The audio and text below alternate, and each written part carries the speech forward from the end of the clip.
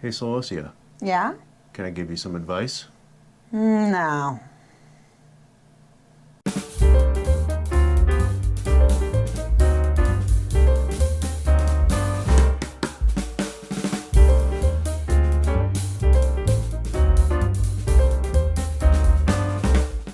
Welcome and bienvenue, welcome, come on in. Welcome to Lantern Writers Lab. I am NJ Sullivan. And I'm Celosia Crane.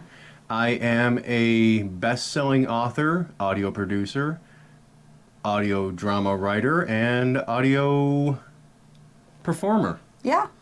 And you're all of those things plus a best-selling author, aren't you? And a Buzzsprout Top 50 podcaster. She's that too. Yeah. Hello. Hello. Writing advice. Yeah. We're here to talk about writing advice today. We're so excited. And the pitfalls of writing advice. This is going to be a hard one to make funny. Yeah. Real hard. But let me get something out of the way real quick first. Writing advice, like unsolicited writing advice on social media. Yeah. Not when you ask someone for advice. That's what we're talking about. Unsolicited writing advice, especially on social media, is marketing. What they're doing is marketing. And the technique they're using is been used for decades, Yeah. at least. And At minimum. And it's called positioning yourself as an expert. You position yourself as an expert in the field, whether you are one or not. And from that, people take your opinion seriously, and they take your work more seriously than they otherwise would have. So it gives you more gravitas in your field. And it's happened, goes back to the days of newspapers and probably before. Be the person that's available to do an interview about your particular topic. Yeah. And be the person who people say, explain this to us. Be available for that. Make yourself known for doing that. And the way it applies to writing, or to fiction writing, I should say. Fiction specifically is the topic we are looking at. The way it applies there is, you're the person who is always giving writing advice.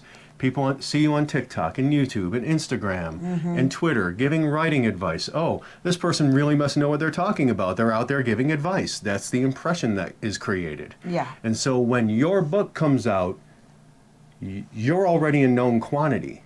People think you know what you're doing, whether you do or not. Yeah.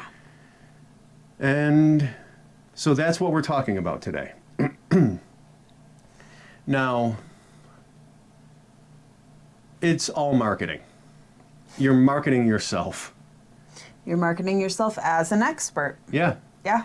You're creating name recognition. You're creating a sense of authority, whether deserved or not. And we're going to get crap for this because there are going to be a lot of people who say, I'm just trying to help my fellow writers. Here's the thing. No, you're not. Not just, at least. Because if you were, then you would be stating it as, this is my opinion. Right. This is what works for me. Right. And cage it in that sort of language. And what, anytime somebody is giving advice, unsolicited advice, I ask myself, what's in it for them? Yeah. And yes, that may be a cynical view, but often it's a cynical act. So I take a cynical view of it. Sometimes it's altruistic. People do want to help fellow authors, but they always gain something from it. Now, what do they gain? I mean, if we're just looking at social media. Social media specifically. Yes. Interaction on their posts, which gains them followers. It gains them views, which depending on the particular platform, that's going to bump you up higher in their algorithm. So more people are going to see your name, and followers. So you get more visibility. Yeah. And anybody who says they do it purely to help other authors, I don't buy it. I don't buy it. A lot of times, the people who are giving writing advice, they will do a hot take. Never do blank. Always do blank. And they will make controversial statements. Because there is the idea that even negative attention is good because you're getting engagement, you're getting, You're getting all the things you get bumped up in the algorithm. Yep. And now, is everybody doing it from a cynical standpoint? No, I don't think so. No. The problem is you have to consider the source. Yeah. There are so many things that impact how somebody behaves. And I don't think any of the people who are doing this, giving advice, are bad people. No. For the most part. I mean, I don't know them personally, most of them. No, But- that is valid. But I like to think that people are generally good people and want to help. But I also, those advice videos, those advice posts, they're never just advice posts. No. That person doesn't just do advice. They also promote their own work, promote their own services. Yep. The advice posts wouldn't exist if they didn't have something to promote.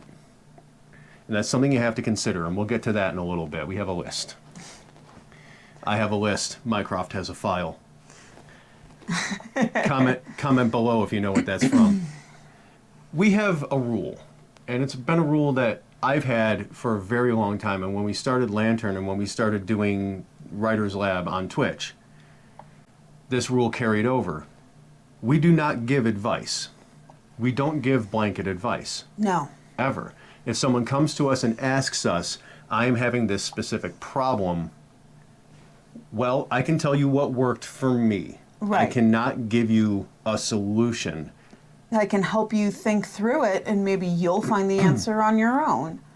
That's partly why we created Writer's Lab in the first place. That's the whole point of Writer's Lab. The live show especially. Yeah. Because that's an audience interaction show. Also, there is an aspect of this that I've found, and this sort of thing is going to come up a couple of times in this video.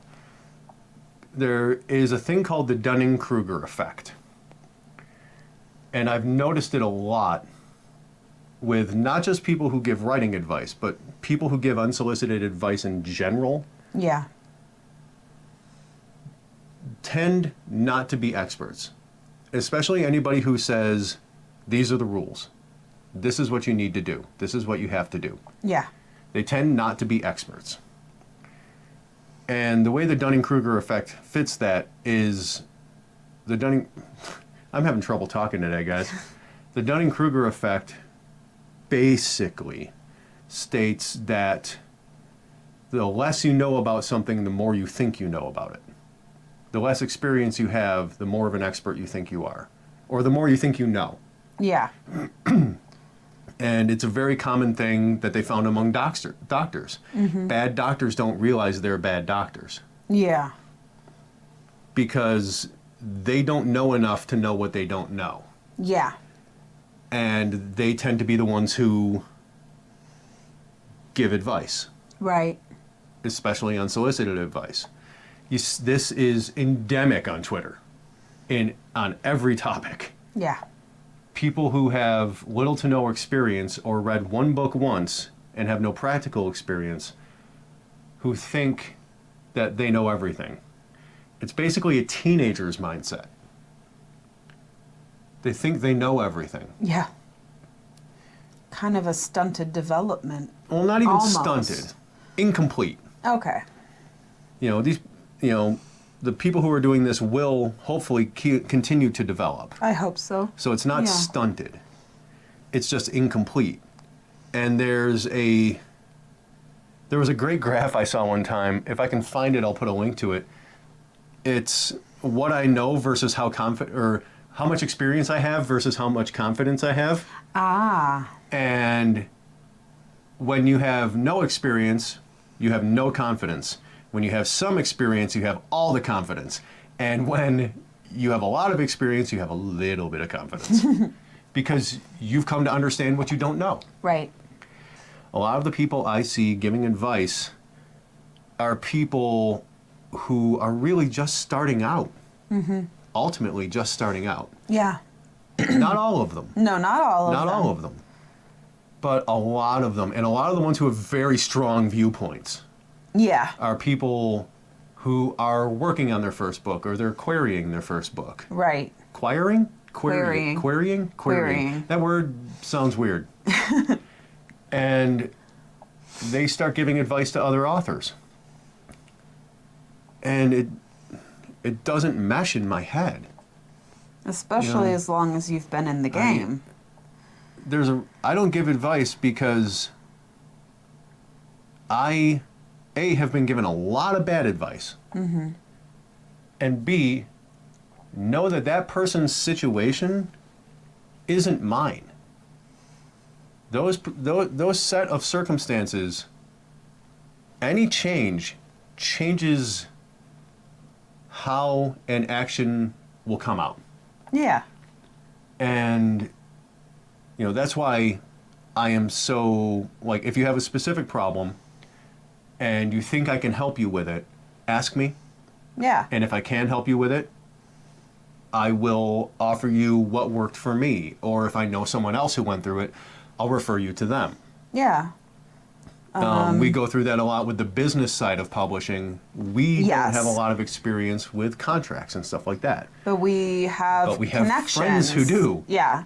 And I had a friend reach out to me not too long ago who had been approached by a publishing house for a book that she was working on, but she's not really been in the writer's sphere the way that we have. And she knew I was an author, and she's like, do you know anybody who can help me to make sure that I know, A, is this a good offer? B, am I getting screwed over?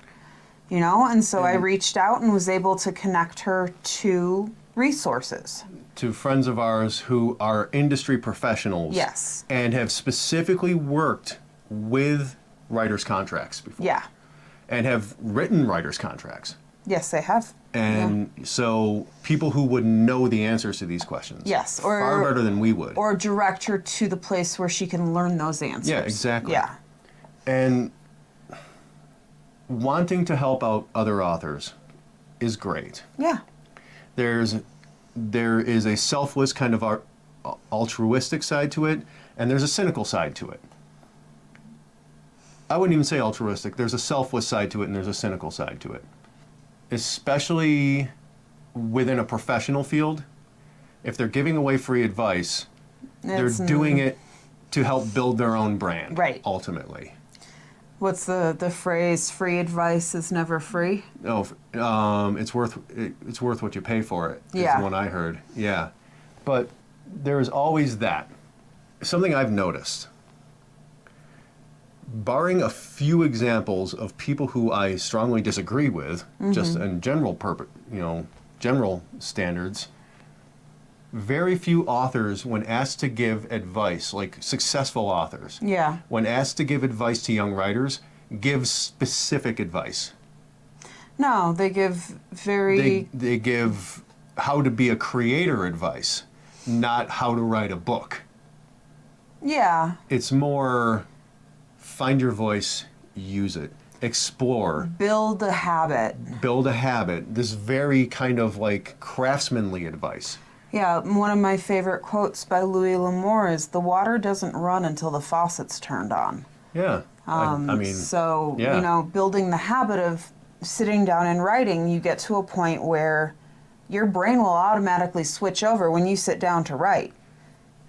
But the point I was making more so was that they don't say, don't use adverbs. Right. They don't say it has to be he said, she said. Yeah. You can't use any modifiers. Yeah. They don't say that kind of stuff because they know through their years of experience that every single one of those rules is going to have multiple exceptions, and what works for them in their writing style may not work for anyone else or their writing styles. Yep.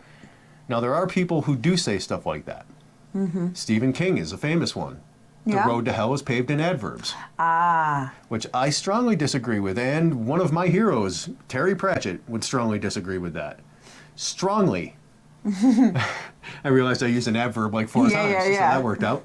But, you know, that statement has always stuck out to me because so much of the advice he gave in On Writing was good, yeah. like general, this is the benefit of my experience Yes. advice. Yeah. These are the struggles I had and how I dealt with them.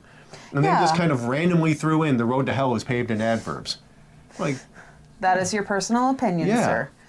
But like the authors that I turn to when I'm looking for advice, like it's like you were saying, this is the benefit of my experience. This is my story when it comes to my craft. this is what I went through and how I got through it. And or this is me ruminating on the lessons I learned. creativity and the act of writing, and you know, that's the stuff I connect with. So, when you see somebody giving advice, there are red flags to look out for. Things that I look for. Yeah. Things that are red flags to me personally. You helped me write up this list, so Yes. they apply Yeah. to you as well. Yep. I am always leery of someone who says definites, you have to, never do, Yeah. things like that, because it allows for no nuance. Very black and white Only thinking. a Sith deals in absolutes. That's exactly what I was just You thinking. know, that's yeah. which is funny because that statement is an absolute. Right. But Yeah. But that idea of if you really look hard, for every rule there are 10 exceptions. Yeah. Not just 1, 10. Ask James Joyce. The man was a walking exception. Most of the time they'll speak in guidelines, or they'll speak in, you know, what is generally used within a specific genre or Right. type of story. Yeah. Generally. But not, you cannot do blank, because it's not true. Yeah. So the So- industry standards for the different genres, was that kind of genre what? standards, genre Yeah. conventions. There we go. That's the Genre word neither of us could think conventions. of. So Some you know, days the words they'll just talk go. about genre conventions. They'll talk about things they don't do, Yeah. or things they always do. But they talk about them and how they do it, not how you should. Another thing that I look for if somebody is giving advice, Yeah. what have they done? Yeah. What are their credentials? Like I have someone, my editor, I trust them because A, I've worked with them. B, I know what their credentials are, and C, they're amazing. Yeah, they have a track record Yeah. of good work. They do. And I know they know my story, and they know me yeah, and my writing style. yeah. So they're not gonna try and shoehorn their own opinion in over what's Right. best for the story. They're a professional Yeah. editor. And also things like who is more likely to give a nuanced answer? Someone who is still writing their first book, which there are a couple people who give writing advice regularly on social media. It is a part of their brand, and they are still writing their first book. Still Yeah. writing it. And that goes back to credentials. Yeah, that's Yeah. where I still was. Yeah. And or someone who's done that, or you know, someone like Stephen King, Yeah. or Neil Gaiman, or you know, even though I'm not a fan of his work, George R.R. Martin. Yeah. He has a track record Yeah. of successful novels. He has Yes. had a long and successful career. If you had a problem that was something that he was good at, Yeah. he would be somebody to go to if you could get him to answer Absolutely. the phone. Yeah. What is the track record? What have they done to deserve the right to give advice? Yeah. To be blunt about it. I already talked about this one, but the use of definite language is another red flag. Oh yeah. Yeah. Always do this, never do this. These kinds of stories can never have these elements, or always have to have these elements. There are arguments about it all the time on social media. Yeah. All the time. Has to have a happily ever after. Never have a happily ever after. Has to be spicy. Can never be spicy. These are all ones I Yeah. see in the romance community, Right. which I'm not even really a part of, but Yeah. they're on social media a lot, so I see them a lot. Yes, you do. But that definite statement. Yeah, again, It's the a matter only of opinion. Siths deal in absolutes. They're assuming that their opinion is the rule. Yeah. And that's actually the next one on the list, is people who assume that their taste is law. And we see it in science fiction, we see it in horror, we see it in fantasy. We see it in it's romance. everywhere. It's everywhere. Yeah. So those are the things that are red flags for me when somebody is giving advice. They may not be for you, but that's the point.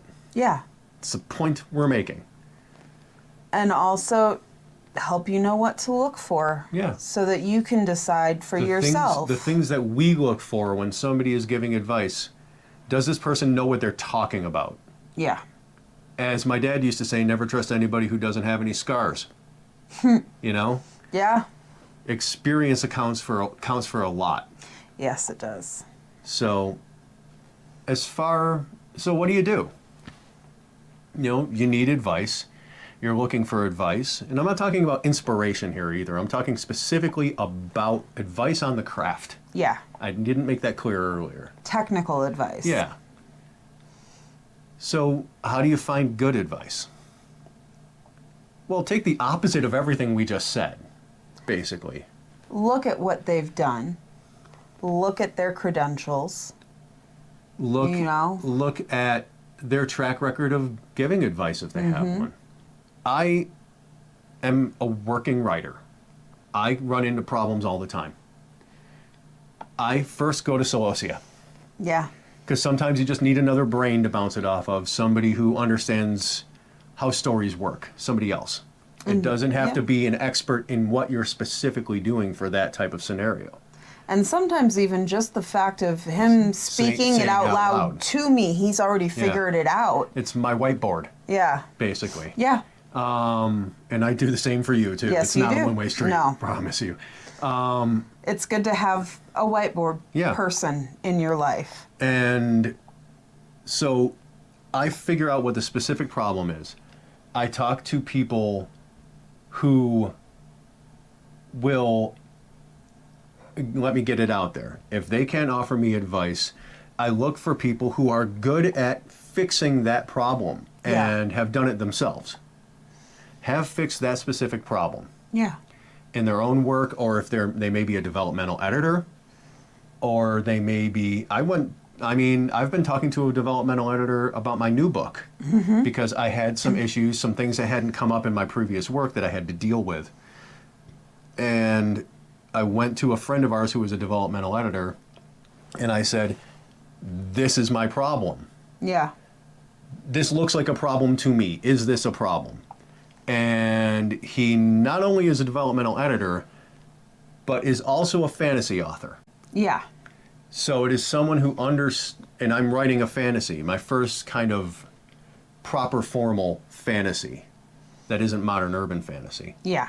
So someone who understands that The genre conventions. those genre conventions and that type of writing for a world like that. Yeah. And he's been helping me a lot with that. So, that's what I do. I look for people who have a track record of having had those problems and solving them, or solving them for other people. Random people on the internet are not the answer. I've been kind of on a rant this whole video, but I'm going to go on a little bit of a rant here. You grow much faster, or I grew much faster as a writer when I stopped taking people's advice or listening to people's advice and started learning from their mistakes. Okay. And not learning, oh, this is the answer. Okay. Learning, this is the process to find an answer. Yeah. You're much better off learning the process to find an answer. Yeah. It's like learning to fix your own car. Yeah. Yeah. It's good to know, even if you never do it again. It's good to know. It gives you confidence to understand and to break down the problem. Absolutely. And figure it out. To get to the core of what the problem actually is. Just getting advice from a random person on the internet is not going to give you that. It's No. going to give you someone else's opinion, which is in a lot of cases just a parroted opinion from one of their teachers or something they read in a book on how to write books. I want you guys to succeed, and I want you to be capable of solving the problems yourselves, because that, for me, is how I got better. You know, I didn't get told an answer. I wasn't given advice. This is how you need to do this. I was told these are the steps that other person took to solve a similar problem. And learning those steps and exercising that problem solving ability. Adapting it to your specific Exactly. situation. And learning Yeah. how to is far more valuable. Yeah. Ultimately, the advice you're going to get from people on the internet, just especially unsolicited advice,